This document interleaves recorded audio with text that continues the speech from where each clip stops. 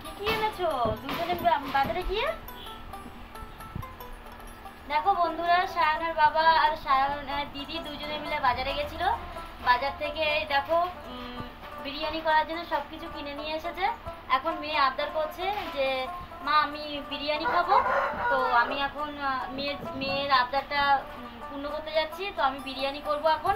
তা চলো আমরা বিরিয়ানিটা কীরকমভাবে করি তোমাদের শেয়ার করব, রেসিপিটা দেখতে থাকো। দেখো বন্ধুরা, সায়নের বাবা এখন চাল নিয়ে এসেছে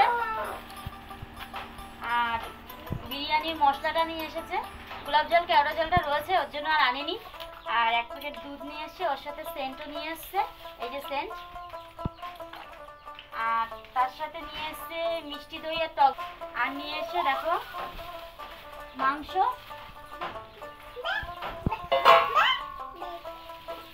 এরকম মাংসগুলো একদম বড় বড় চাপ করে নিয়ে এসেছে, দেখতে পাচ্ছ।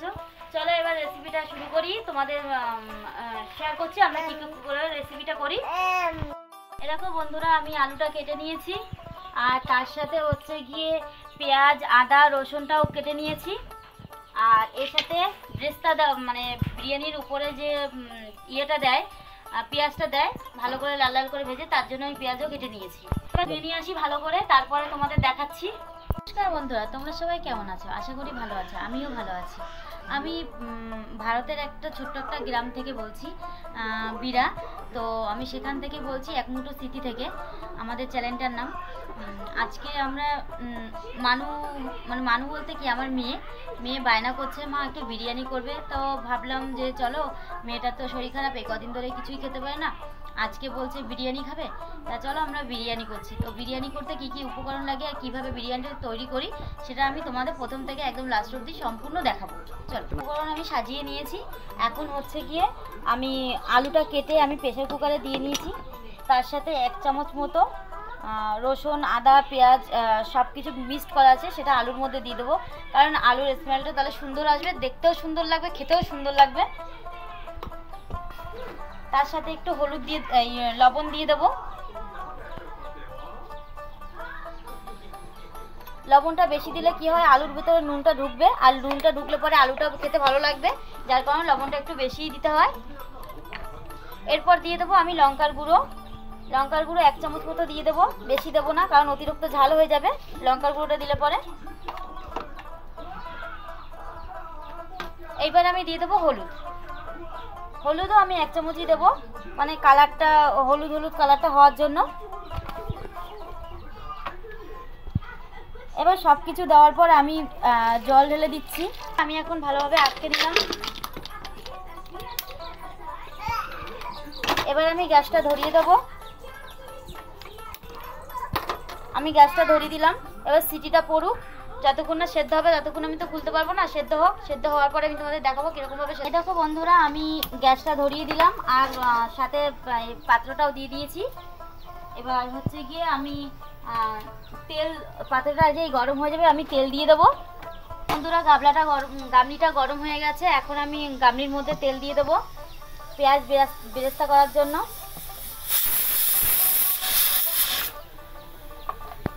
পেঁয়াজগুলো দিয়ে দেবো।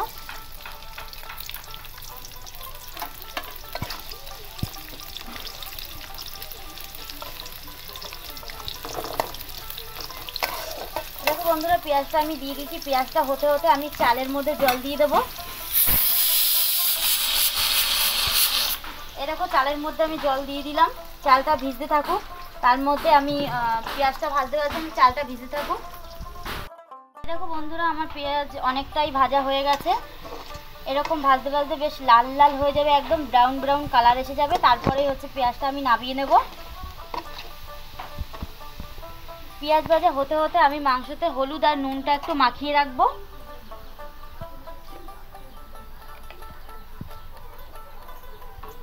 দু চামচ মতো নুন দেবো আমি, আর তার সাথে 1 থেকে 1.5 চামচ অবধি হলুদ দেবো। এবার হাফ লেবুটা আমি ওর মাংসটার মধ্যে দিয়ে দেবো।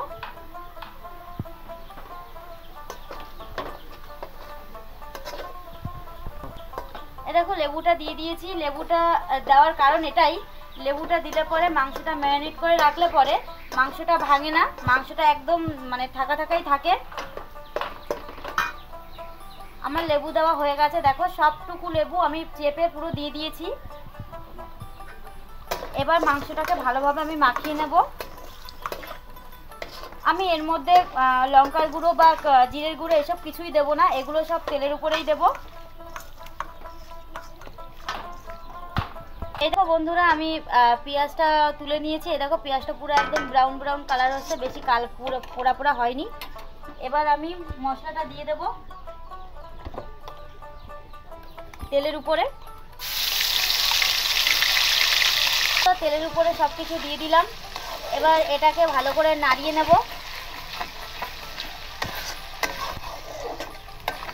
ভালো করে নাড়িয়ে নিলাম। এরপরে আমি এক এক করে সব মশলাগুলো দিয়ে দেবো।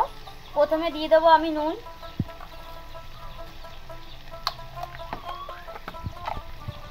তারপরে দেব আমি হলুদ, সব মশলার উপরেই আমি দেব। তারপরে দিয়ে নেব আমি জিরের গুঁড়ো। জিরের গুঁড়ো পরিমাণটা একটু বেশি করতে হবে, কারণ মুরগির মাংস, যার কারণে হচ্ছে গিয়ে মশলায় গন্ধ গন্ধ আসতে পারে। দেবো আমি লঙ্কার গুঁড়ো। এবার লঙ্কা ভালো করে নাড়িয়ে নেব। দেখো বন্ধুরা, যতক্ষণ না মাংসটা মশলাটা ভালোভাবে না কষানো হবে ততক্ষণ অবধি আমি মাংসটা দেবো না। ভালোভাবে মশলাটা কষিয়ে দেবে, তারপরে আমি মাংসটা দেবো।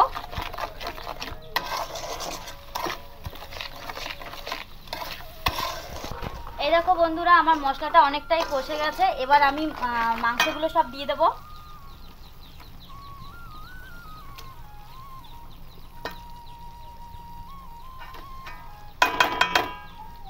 বন্ধুরা, আমার মাংস দেওয়া কমপ্লিট হয়ে গেছে। আর তার থেকে সব থেকে বড়ো কথা হচ্ছে বন্ধুরা, হচ্ছে পরিমাণ মতন না হলে কোনো জিনিসই ভালো লাগে না। তো পরিমাণ মতন করে নিলাম। 1 কিলো 300 মাংস, আর তার সাথে 800 চাল দিয়ে দিয়েছি। এই দেখো বন্ধুরা, আমার আলু সেদ্ধ হয়ে গেছে। আলুটা নাবিয়েও নিয়েছি। দেখো একটুকু ভাঙিয়েও নি, কত সুন্দর লাগছে আলুটা, একদম কোনো জায়গা থেকে গেছে, পুরো সেদ্ধ একদম। এবার আমার মাংসটা হয়ে গেছে। দেখো তোমরা একটুখানি এক পিস মাংস কোথা থেকেও ভাঙেনি, মাংসটা পুরো একদম গোটা গোটাই রয়েছে। এবার তার মধ্যে আমি 500 দুধ নিয়ে নিয়েছি।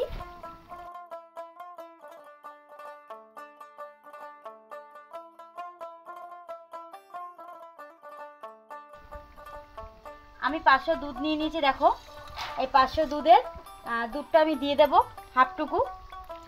ফলমল কিছুই দেবো না, জাস্ট দুধ দিয়ে আর হচ্ছে গিয়ে মশলার যে জলটা বেরিয়েছিল আর এগুলো দিয়েই আমি মাংসটা সেদ্ধ করে নেব।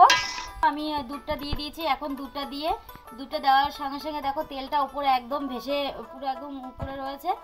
তো আমি এখন কিছুক্ষণ ঢাকা দিয়ে রাখবো যাতে সেদ্ধটা হয়ে যায়। আলুটা ওর মধ্যে একেবারে দিয়ে দেবো। দেখো বন্ধুরা, আলুটা দেওয়া হয়ে গেছে। এবার আমি ঢাকা দিয়ে দেবো। এই দেখুন বন্ধুরা, আমি ভাতটা করার জন্য জল নিয়ে নিলাম। এবার তার সাথে গোলাপ জল আর কেওড়া জল দিয়ে দিলাম। তার সাথে আমি গোটা গরম মশলা দিয়ে দিলাম। গরম মশলার মধ্যে নিয়েছি দারচিনি, নিয়েছি লবঙ্গ, নিয়েছি সাদা লবঙ্গ এবং কালো লবঙ্গ, তার সাথে নিয়েছি এলাচ আর দারচিনি নিয়ে আমি সব কিছু একবারেই দিয়ে দেবো। গোটা লেবু যেটা কেটেছিলাম সেটার হাফটা দিয়েছিলাম মাংসের মধ্যে, আর হাফটা দিচ্ছি চালের জলের মধ্যে।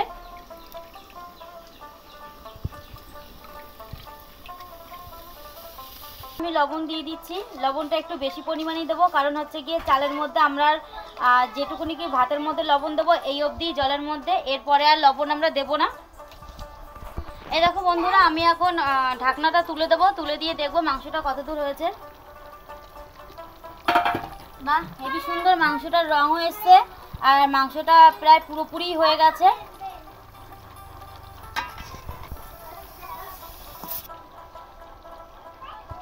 এই দেখো মাংসটা এখন আমি নাবিয়ে দিচ্ছি। এবার আমি সবকিছু যেগুলো জলের মধ্যে দিয়ে দিয়েছিলাম সেটা দিয়ে আমি ভাতটা বসানোর জন্য সবকিছু দিয়ে দিলাম।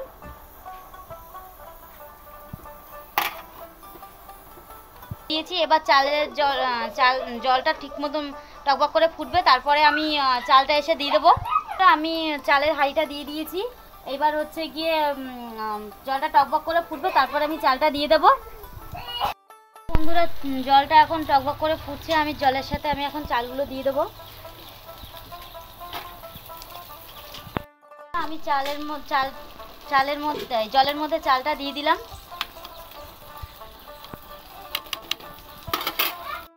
আমি এখন হাঁড়ি ঢাকনাটা খুলে দেখি ভাতটা কতক্ষণ হয়েছে।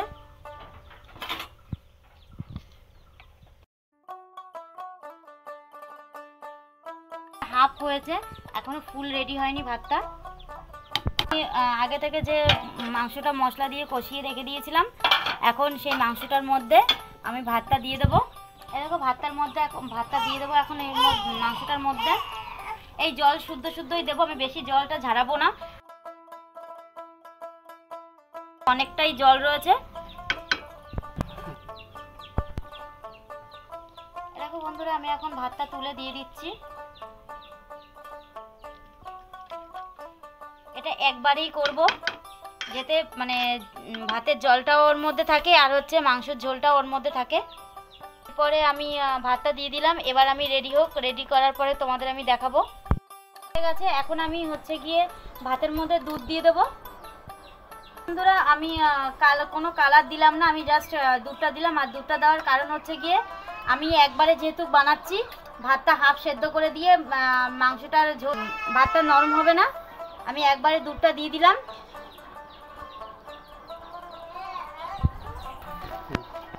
এরকম বন্ধুরা সেই পেঁয়াজগুলো আগে থেকে যে পেঁয়াজগুলো করে রেখেছিলাম, সেই পেঁয়াজগুলো এখন উপরে ছড়িয়ে দিলাম।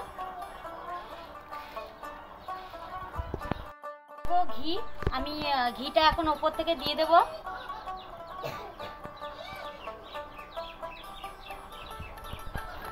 এর উপরে বিরিয়ানির যে মশলাটা, সেই মশলাটা আমি দিয়ে দেব। বিরিয়ানির সেন্ট, এই সেন্টটা পুরোটুকু দিলে তেতো হয়ে যাবে, যার কারণে আমি কম দেব। আর এই সেন্টটা কোনো জায়গায় তোমরা পেয়ে যাবে, যে কোনো মুদিখানা দোকানেই। এবার আমি ঢাকনা দিয়ে দমে দিয়ে দেবো।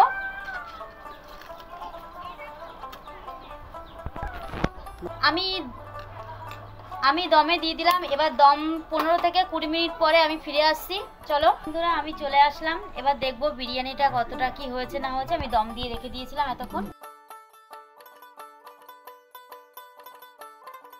বাহ, কি সুন্দর দেখো, একদম মানে সুন্দর গন্ধ বেরোচ্ছে। আমি একটু পাশ থেকে নাড়িয়ে দেখবো। এই দেখো, দেখেছো বন্ধুরা?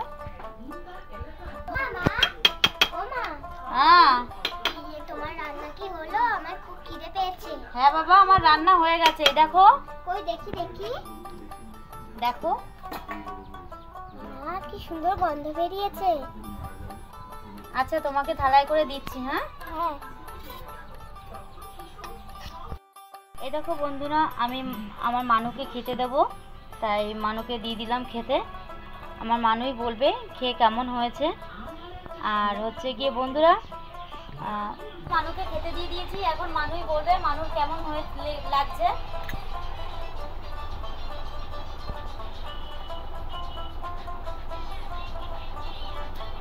খুবই সুন্দর হয়েছে।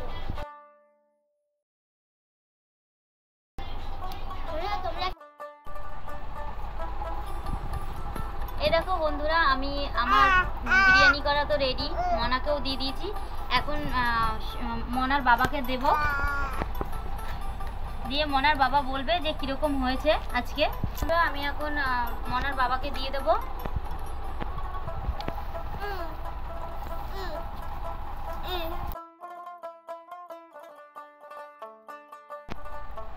দেখো বন্ধুরা, মনার বাবাকে দিয়ে দিয়েছি। এবার আমিও খেয়ে দেখবো কেমন হয়। একদম সবকিছু ঠিকঠাক, সব কিছু পরিপূর্ণ, কোনো কিছু বেশি নেই, কোনো কিছু কমও নেই, একদম পুরো পারফেক্ট। আর সেন্টটা, গন্ধটা খুবই সুন্দর বেরিয়েছে। আজকের রেসিপি এইটাই। আর বন্ধুরা, তোমাদের যদি ভালো লাগে লাইক কমেন্ট শেয়ার করো আর সাবস্ক্রাইব করে দিও। দেখুন বন্ধুরা, আমাদের এই ভিডিওটা তো আপনাদের যদি ভালো লাগে তা লাইক শেয়ার সাবস্ক্রাইব করে দেবেন আর প্রচুর প্রচুর শেয়ার করবেন। আর আজকে দেখুন এই বিরিয়ানির রেসিপিটা সম্পূর্ণ আজকে সায়নের মা রান্না করেছে। আজকে জীবনে প্রথমবার বিরিয়ানি রান্না করছে, কারণ এর আগে কোনোদিন বিরিয়ানি রান্না করিনি। রেসিপিটা যদি ভালো লাগে তাই প্রচুর প্রচুর শেয়ার সাবস্ক্রাইব করে দেবেন। আর যদি কোনো ভুল ত্রুটি হয় আমাদের কমেন্ট করে বলে দেবেন। ধন্যবাদ বন্ধুরা।